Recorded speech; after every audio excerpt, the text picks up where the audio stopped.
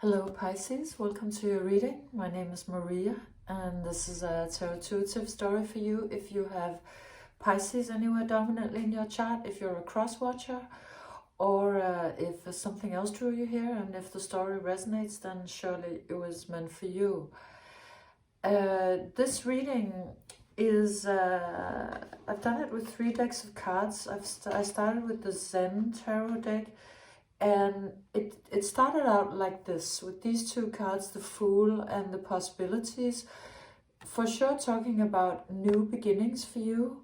In some area of your life could be a partnership. And these 2, they come out as 2 things at once. They come out as you and another. But they also come out as though you yourself have both of these sides within you, and maybe if there's another person involved, that person also has these 2 sides inside of them. So it's both talking about something, 2 outside energies and also 2 energies that exist already within you. Either way, you're looking for something at this point. It could be partnership, romantic or career or otherwise, or maybe a new energy to engage with. And so here we see one entity that is, this eagle sort of flying over the landscape and scouting everywhere to try to find that thing that you're looking for, that person, your soulmate or your ideal partner or next new adventure, but it does come out very much as partner. And then the other person and or this other side of you also super ready for something, but in a way where it's like this as a side of you is talking about you having a tendency to sort of walk over the precipice, to take a step into something that is not necessarily healthy for you, while looking for a new adventure. Maybe you have a tendency to be a little too eager to get a new adventure started, or it could be stepping into a relationship, it could just be for something to happen, just anything to happen, so that you sometimes have a tendency to become a little is uncareful a word in English, but just you throw caution to the wind, and you sort of step over the precipice. And I feel like you've done that a couple of times where it didn't pan out very well. You might also have done it a couple of times where it went well, but all in all, it is kind of a dangerous sort of strategy. But you're on the verge of it at this point. You're sort of on the verge of stepping over the precipice just for something to happen, because you're really fed up with surveying the landscape that looks kind of barren and like nothing is going on. It's a vast landscape. There is a lot of, and the card is called Possibilities. So in theory, there's a lot of possibilities in it, but it doesn't look that way to you. You're looking for prey, and there's no prey in this landscape. And so you're on the verge of just thinking, oh, to hell with it, and then sort of step over the precipice. It could be like walking into a relationship that you know is not completely the right one for you, or whatever it is that you do when you get really tired of the barren landscape. You're on the verge of that.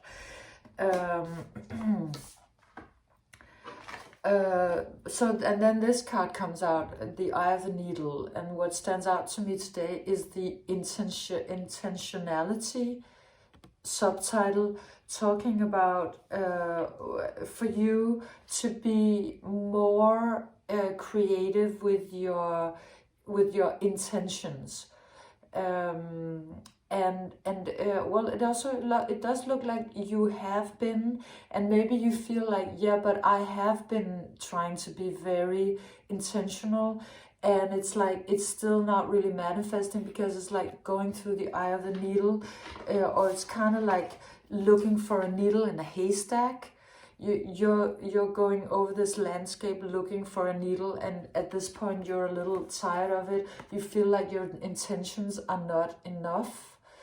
And the answer from spirit is, you know, because here's the hay, here's the needle that you're looking for in the haystack, is that this one is speaking about resting in the heart. This is very much coming out as a rest card, and you know, the heart being here. So instead of you becoming frustrated and walking over a precipice, spirit is advising you to instead, and instead of all, you know, also, you know, looking around in a very frustrated way for that needle in a haystack that you're already really tired of trying to find, and you feel like it's going nowhere. It's asking you to, instead of setting the intention to find the needle in the haystack, set the intention to rest in your heart.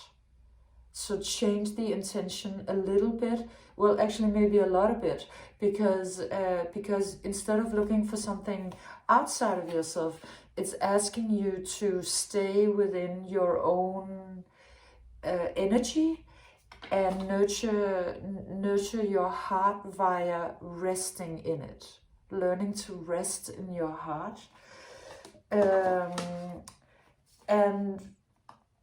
Yes, because actually these two come out, the cosmic womb and the 5 of cups, because it seems like this strategy that you've been having until now, in order to sort of, let's say you're looking for a partnership, or you want to start a creative project, or you know, whatever it is that is your big desire,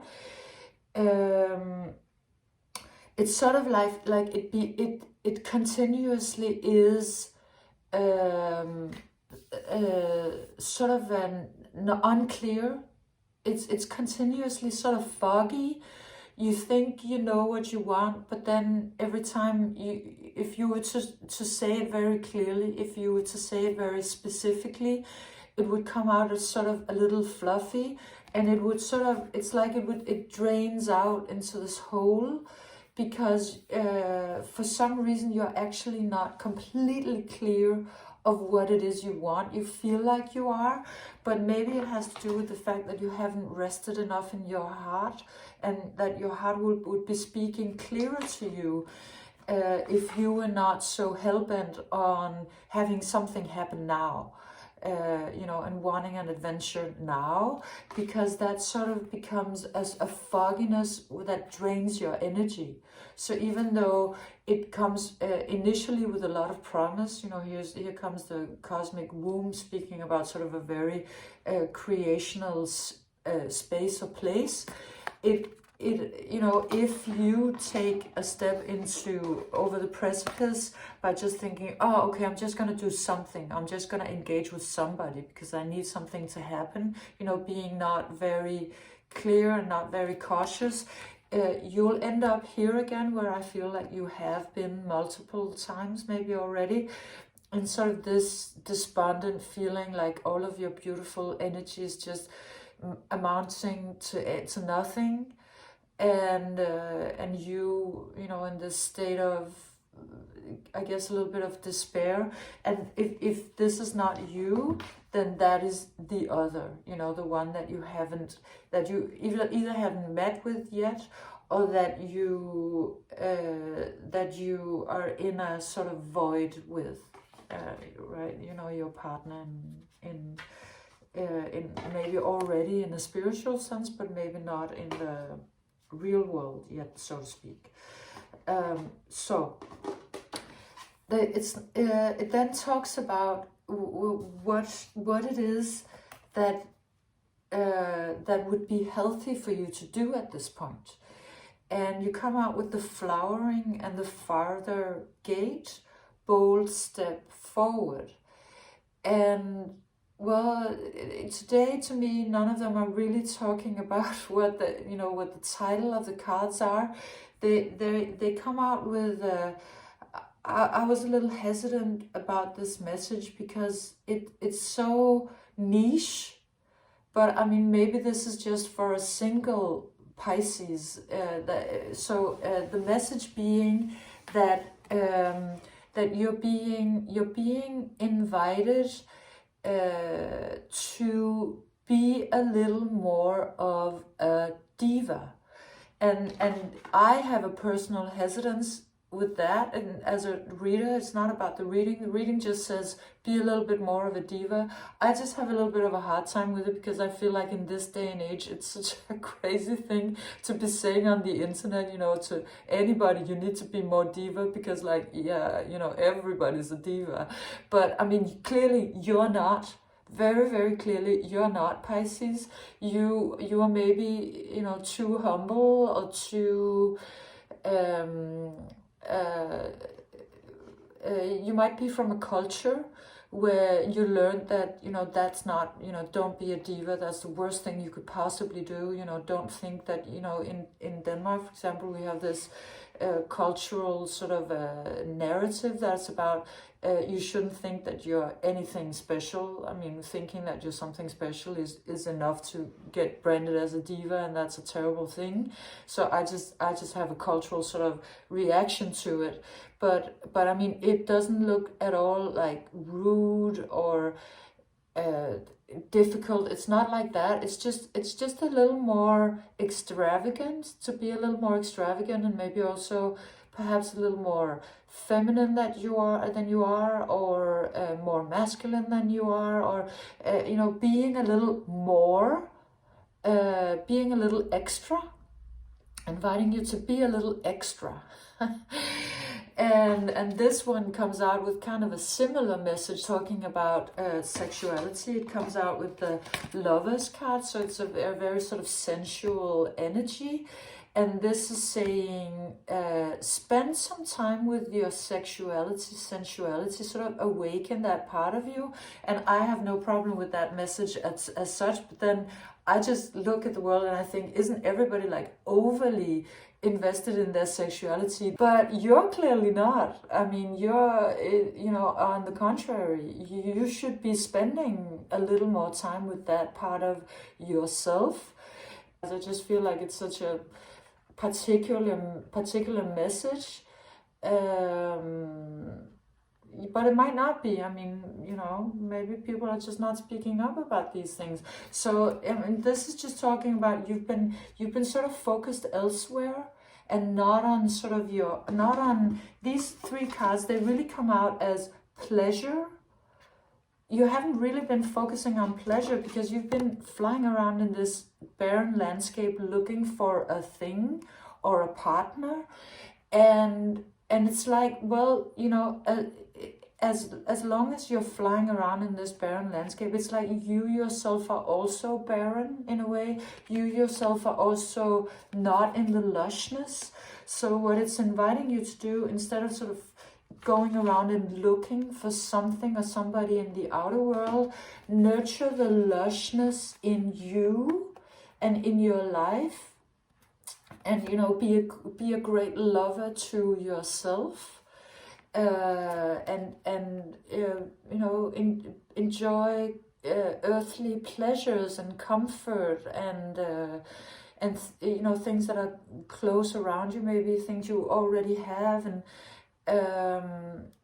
like enjoyment, so that enjoyment is your reality. And then from that place, you know, it's a better place to be sort of creative from. It's a better place to attract a partner to or from, and so the Patience card comes out, and it talks about a little bit of time where you nurture yourself. Could be, it could be a month, because it sort of comes out as going from the new moon to the full moon and then back again.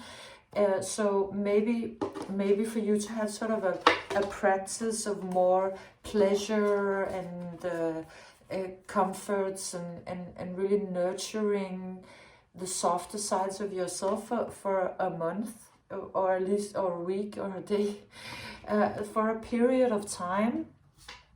Because what it will do is it will make something rise from the earth. The root girl comes out, and it comes out as because in the middle here is this, you know, this, I guess, the girl rising, and it comes out clarified by the 5 of Pentacles. So it's like it's a deeper loneliness. A girl, I'm just reading it as a girl, but it can be whatever gender, you know, whatever, that was left sort of alone in a room at an earlier point, or a place where you feel alone and maybe forgotten about or left. And it's like you haven't been really looking at this, because it's like every time this is about to rise with the memory of this lost child inside of you, you step over the precipice, like nothing is happening, I need to step over the precipice to I mean, in your own experiences, like, oh, okay, it's because I want something to happen. But what the reading is saying is, no, there's actually a deeper reason. It's because you're not comfortable with this rising. You're not comfortable with being reminded that if you don't step over the precipice, and you stay still for a little while, or you accept the fact that there's not an adventure right now, you'll come into contact with this more vulnerable self that was at an earlier point, I guess, deserted or betrayed or let down, and that you haven't yet picked up yourself, that you haven't yet taken out of this room. The key is here, you know, the key is there, but this child cannot come out of this room unless you pick her up.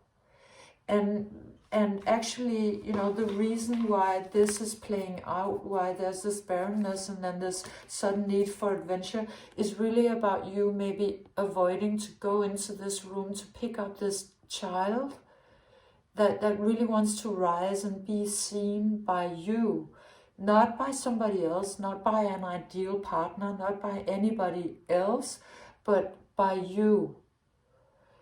And if and when you do this work, it could be sort of like inner child work, or it could be self-love,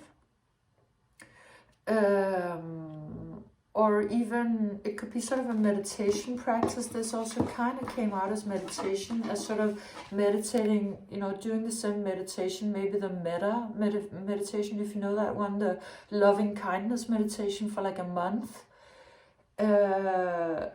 And it's like, then this will rise, and maybe it will just actually sort of be healed by that, by you taking out that little bit of time to be with that more vulnerable part that you're actually avoiding, while you're looking for somebody else or something else to come in. And I think at this point you might also be realizing, yeah, this strategy is not really working. It's sort of playing in a loop. So it's not really going anywhere. I mean, other than into sort of a little bit of a despair. So the real key, the real answer is to do this inner child work, I guess. And pick up this part of you that is feeling very alone, and picking it up yourself.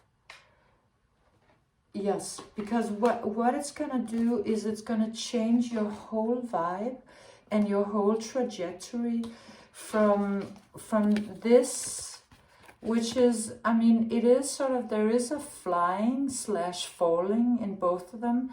The landscape does look very rocky, and instead of that, you will actually fly, and you'll fly into something much more rosy and promising, blue and beautiful and rosy also. And so it's like what these two could only dare to dream of, you become when you pick this up, when you take the challenge of showing up in that room where you're the most lonely, I guess, and saving your inner child from that room with love and pleasure and presence, and that then you will become, you know, this that I guess you have all the time been sort of dreaming of becoming without really knowing it, somebody who can fly, and who is this trusting. And imagine what this person can create as opposed to these two. You know, the one walking over the precipice and the other one flying over a barren landscape, looking for that needle in a haystack. This is, I mean, this is real intentionality. This is just flying directly to your, you know, into the sunset, into your new beginning, into whatever it is that you would like to create.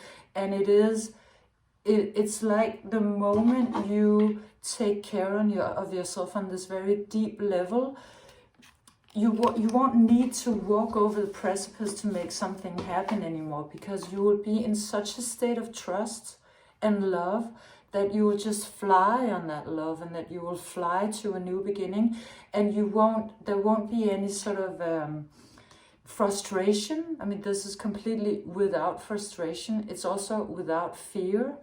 And from this place, you will attract something much, much, much different than what you usually do. You'll get a completely other result.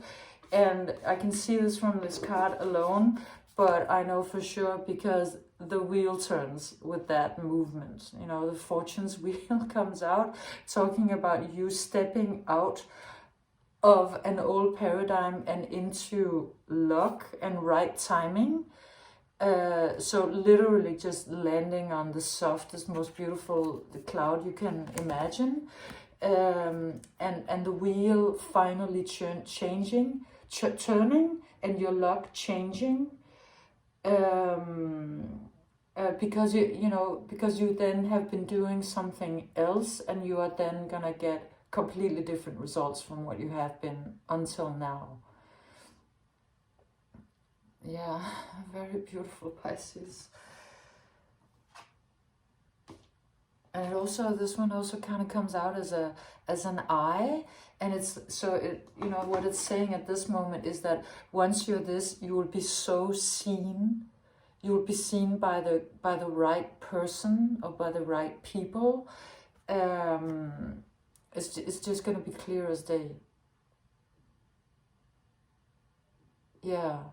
So there's something about, this one sitting in a room, not really being seen by anybody, but when you see yourself in this place, you will be seen by the world. Like, you'll really be seen. You'll be so visible, and you'll be so comfortable in it, because you'll have reached this complete level of rosiness and trust, and you'll be able to fly. Yeah. So this was your reading, Pisces. I hope it made sense, and I hope that this is reaching the one per Pisces I was supposed to reach. And thank you for being here. If you enjoyed it, leave me a thumbs up or a like or a subscription. And I hope to see you again soon. Bye, Pisces.